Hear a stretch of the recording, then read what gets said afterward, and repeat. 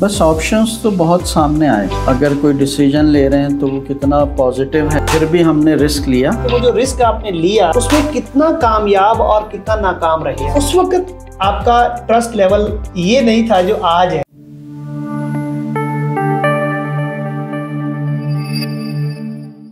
Hello friends, अस्सलाम वालेकुम। This is Sajid Ali Haider, your real estate partner in Turkey. आज मैं आपके साथ जिस शख्सियत को इंट्रोड्यूस करवाने जा रहा हूं, पिछले 2 साल से हमारी जो है वो मीटिंग चल रही थी और हम किसी एक प्लेटफॉर्म पे जो है वो इकट्ठे नहीं हो पाए। जनाब का नाम है मुकर्रम साहब। मुकर्रम साहब ओरिजिनली तो जो है वो कराची से हैं, लेकिन कैनेडियन नेशनल हैं। कनाडा की जो सख्त सर्दी है उसे बर्दाश्त नहीं कर पाए, लिहाजा इन्होंने बेहतर समझा कि अब कनाडा से जो है वो मूव कर जाना चाहिए टर्की में। और टर्की के जो खूबसूरत मौसम है और जो हलाल फूड है, इस्लामी कल्चर है, उसकी तलाश में जो है वो मुकर्रम साहब यहाँ पर तशरीफ लाए। इनसे पूछते हैं जी इनका ये सफर जो है वो कैसा रहा और आजकल जो है वो क्या कर रहे हैं। अस्सलाम वालेकुम जी। जी वालेकुम सलाम। क्या हाल है सर? जी अल्लाह का शुक्र है, दुआ है आपकी। आप सुनाएं? अल्हम्दुलिल्लाह अल्हम्दुलिल्लाह। तो फाइनली जो है वो हम इकट्ठे हो ही गए। हाँ जी, 2 साल का सफर और माशाल्लाह शुरू में आपसे मुलाकात हुई थी। जी मेरा सबसे पहला क्वेश्चन ही जो है वो ये था,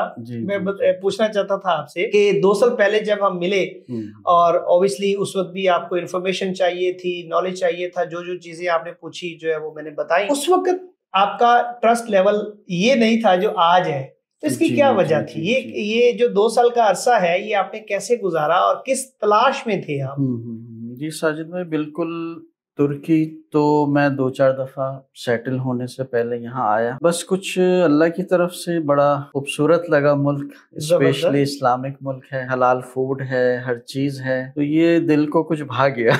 तो अब आप ये देखें कि जितने भी हमारे सेकंड वर्ल्ड कंट्रीज के अंदर या थर्ड वर्ल्ड कंट्रीज के अंदर बैठे हुए हैं वो भाग रहे हैं कनाडा, और आप कनाडा से जो है वो वापस टर्की आ रहे हैं, तो इसकी क्या वजह है? बस इसकी वजह ये है कि यहाँ पे कंस्ट्रक्शन के हवाले से ज्यादा अटैच रहा हूँ। जबरदस्त। पाकिस्तान में भी हमारा रहा है, यूएस में भी थोड़ा बहुत हमने किया है, तो ये एक चीज ऐसी थी जो शुरू से समझने दिल को लगती थी और इसमें काम किया। जबरदस्त। काम तो खैर और भी किए हैं, लेकिन ये ऐसा काम है कि अब हमारी एज में इसमें ट्रस्ट होता है। हर चीज तकरीबन हम अपने हाथ से करते हैं, अपनी सुपरविजन में करते हैं। तो बस ये है कि माशाल्लाह यहाँ के कुछ अच्छे दोस्त मिले, अच्छी ताल्लुकात बने। जबरदस्त। और तुर्कों से ही बने, पाकिस्तानी फैमिली से भी बने। शुरू में जब हम यहाँ आते हैं तो ऑब्वियसली आपको पता है कि लैंग्वेज का यहाँ एक बहुत बड़ा बैरियर है, तो चीजों को समझने में अच्छा खासा टाइम लग जाता है। शायद लैंग्वेज से भी बड़ा जो बैरियर है वो ट्रस्ट का है। हाँ, ट्रस्ट लेवल भी जाहिर है आपको जब लैंग्वेज नहीं आ रही।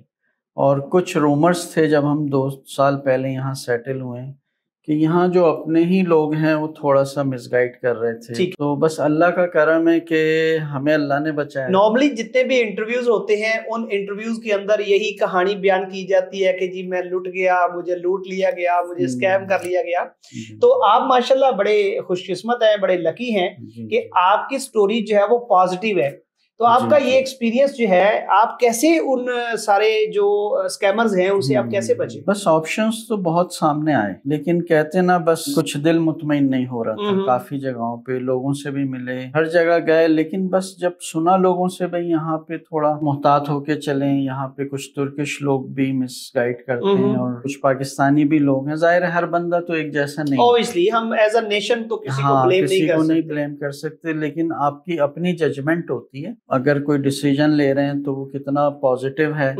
ऑब्वियसली नए माहौल में, हर जगह जाके, नए कल्चर में एक आपको रिस्क फैक्टर तो लेना पड़ता है। बिल्कुल सही है, ठीक है ना। तो जब तक आप रिस्क नहीं लेंगे तो आप बढ़ नहीं सकते, स्टेप नहीं ले सकते आगे। तो बस हमारी जो स्टोरी है वो कुछ इस तरह है। हमने 1 साल वेट किया, ऑब्जर्व किया। हाँ, उस दौरान हमें अच्छे लोग भी मिले, कुछ ऐसे भी मिले जो जिनका जिक्र नहीं करना चाहिए। फिर भी हमने रिस्क लिया। वो जो रिस्क आपने लिया, वो जो स्टेप लिया आपने, उसमें कितना कामयाब और कितना नाकाम रहे आप? मेरा डिसीजन था, जो मेरा एक्सपीरियंस है मैं उसी में ही, उसी फील्ड में जाऊं। जबरदस्त। एंड ऑफ द डे 1 साल के बाद हमें एक अच्छी टीम मिली, रिलायबल, और वो तुर्किश ही लोग थे। हालांकि तुर्किश लोगों के लिए भी बहुत सारे लोगों ने डराया कि जी तुर्किशों के साथ कभी कोई काम ना करें, वो ऐसे होते हैं वैसे होते हैं। तो बहरहाल ये तो दुनिया का कानून है भाई, 5 उंगलियां बराबर नहीं। बिल्कुल ऐसे ही है। लेकिन वही बात एंड में आ जाती है कि हमें ट्रस्ट तो करना पड़ता है। ट्रस्ट नहीं करेंगे तो फिर एडजस्ट कैसे होंगे। तो ये जो कंस्ट्रक्शन आपने स्टार्ट की है, इसकी क्या डिटेल है? ये कहाँ पे आपने की, कितना आपने बजट इसका सोचा, कॉन्ट्रैक्ट कैसे किए कंस्ट्रक्शन के लिए आपने, लेबर शेबर, क्योंकि हर डिपार्टमेंट को डील करना, सैनिटरी को, इलेक्ट्रिशियन को, प्लम्बर को, ये सारे कैसे आपने जो है वो एक फॉरनर होते हुए कर लिए? जो हमारी टीम है, तुर्किश टीम है, 20 साल से कंस्ट्रक्शन के बिजनेस में है। जबरदस्त। पर मीटर स्क्वायर जो कंस्ट्रक्शन कॉस्ट है, जब आपने स्टार्ट किया था उस वक्त डेफिनेटली इन्फ्लेशन की ये सिचुएशन नहीं थी, तो उस वक्त पर मीटर स्क्वायर कंस्ट्रक्शन कॉस्ट आपको कितनी जो है वो फील हुई थी, या कितनी कैलकुलेट की थी आपने? देखिए 1 साल पहले जो कंस्ट्रक्शन कॉस्ट थी वो तकरीबन हमने 9 to 10,000 लीरा पर स्क्वायर मीटर। बहुत ही चीपर है, ठीक है तो ना? बहुत ही मुनासिब रेट है। लेकिन क्योंकि आपको पता है तुर्की में इन्फ्लेशन की वजह से महंगाई हर चीज बढ़ी है, तो ऑब्वियसली रॉ मटेरियल ये जो भी परचेजिंग थी हमारी वो भी इंक्रीज हुई है। तो अभी ये 15,000, अभी जो हमारी करंट कैलकुलेशन है आज की तारीख में वो 15,000 लीरा पर स्क्वायर मीटर। और ये जो 15,000 लीरा पर स्क्वायर मीटर है, ये from the very beginning to the delivery of the project है, या इसमें फिनिशिंग या जो एंड पे जाके कुछ व्हाइट वॉश है या कोई डोर है या कोई ऐसा काम कोई रहता है, या ये टोटल 15,000 लीरा जो है वो डिलीवरी तक है?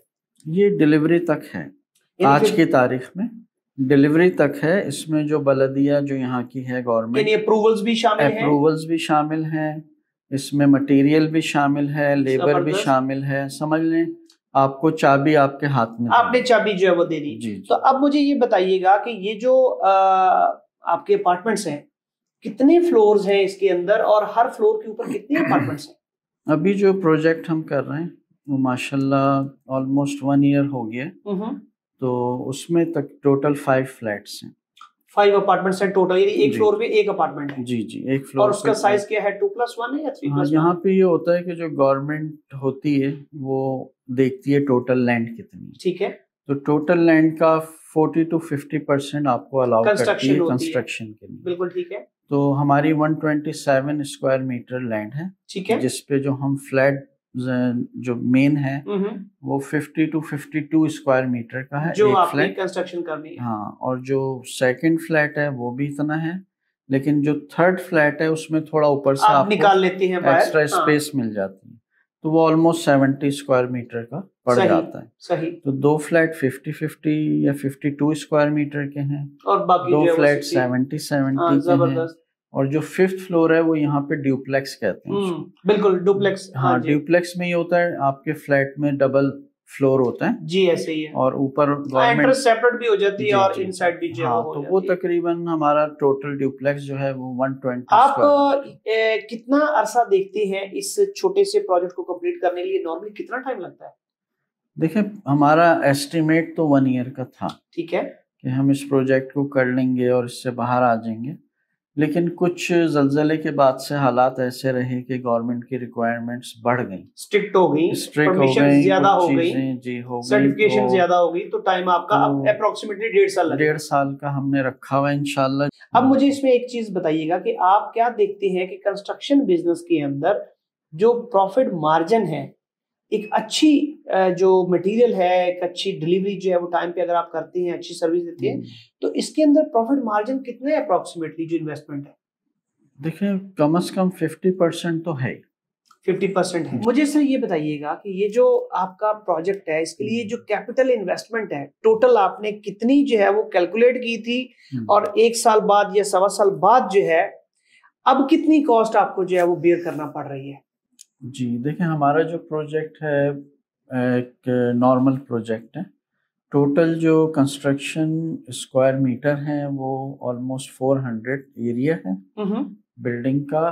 तो जो हमने 1 साल पहले एस्टिमेट किया था उस हिसाब से 400 स्क्वायर मीटर की जो कंस्ट्रक्शन कॉस्ट थी उसमें डॉक्यूमेंटेशन हर चीज़ इंक्लूड करके समझ लें हमारा था कि अराउंड $200,000 US $2 लाख में आप समझते थे कंप्लीट कर लेंगे, और अब क्या समझ रहे हैं कि अब कितने में होगा? लेकिन एक साल में जो चेंजेस आई हैं, इन्फ्लेशन आई और सारी सब चीजें, कुछ हुआ है, और डॉक्यूमेंटेशन की कॉस्ट हर चीज की बढ़ी है, तो उस सूरत में हम अभी तक हमारा 250,000 तो लग चुका है। सही, लेकिन might be depends on the next 6 month, जब तक हम $20-25,000 मजीद लग जाए। हाँ, तो आई थिंक 270 और तक जो हो जाएगा। हाँ, अब आप जो ऑडियंस है वो समझ सकते हैं कि $270,000 की जो है इन्वेस्टमेंट से एक छोटा प्रोजेक्ट जो है वो स्टार्ट किया। बहुत सारे दोस्त जो है वो इस्तांबुल जब तशरीफ लाते हैं या टर्की के दीगर जो सिटीज हैं वहां पर कंस्ट्रक्शन बिजनेस करना चाहते हैं, तो वो ये हौसला नहीं कर पाते कि वो यहाँ पे जो है वो कुछ कंस्ट्रक्शन जो है स्टार्ट कर पाए, वो परेशान होते हैं। तो उन दोस्तों के लिए जो है वो हमारा प्लेटफॉर्म जो है वो हाजिर है। आप हमारे साथ मिलके जो है वो काम कर सकते हैं। हम आपको सारा रास्ता दिखाएंगे, सारे कॉन्ट्रैक्ट्स और जो सारा हमारा लेन देन होगा वो थ्रू लीगल कॉन्ट्रैक्ट्स के जरिए जो है वो होगा। एक्सपीरियंस दोस्त जो है वो हमारे साथ मौजूद हैं। अब मुकरम साहब ने आपके साथ अपना एक्सपीरियंस शेयर किया कि उन्होंने जाती तौर पर जो है वो एक छोटी सी इन्वेस्टमेंट से ये स्टार्ट लिया, और जो इसका रिजल्ट है वो भी उन्होंने शेयर किया कि हम एक्सपेक्ट कर रहे हैं कि 50% जो है इसमें प्रॉफिट जो है वो हमें उम्मीद है। आप 50 को छोड़िए, आपको 40 भी मिल जाए तो मैं समझता हूँ कि और क्या चाहिए, और छोटी सी इन्वेस्टमेंट के साथ, मतलब कोई $1 मिलियन की इन्वेस्टमेंट नहीं है। तो इस तरह की बेशुमार अपॉर्चुनिटीज जो है वो यहाँ पर मौजूद हैं। बात है सबसे पहले ट्रस्ट की और उसके बाद हौसला करने की। अगर आपको ये वीडियो पसंद आई है तो काइंडली लाइक कीजिएगा, शेयर कीजिएगा, और कमेंट बॉक्स के अंदर अपनी जो क्यूरीज क्वेश्चंस है वो जरूर पूछिएगा, और इस चैनल को जरूर सब्सक्राइब कर लीजिए, क्योंकि हम अब इस तरह के फर्दर इंटरव्यूज जो है वो करते रहेंगे उन सक्सेसफुल बिजनेस कम्युनिटी के जो यहाँ पर प्रैक्टिकली काम कर रहे हैं। अपना बहुत सारा ख्याल रखिएगा, मुझे दुआ में याद रखिएगा। अल्लाह हाफिज।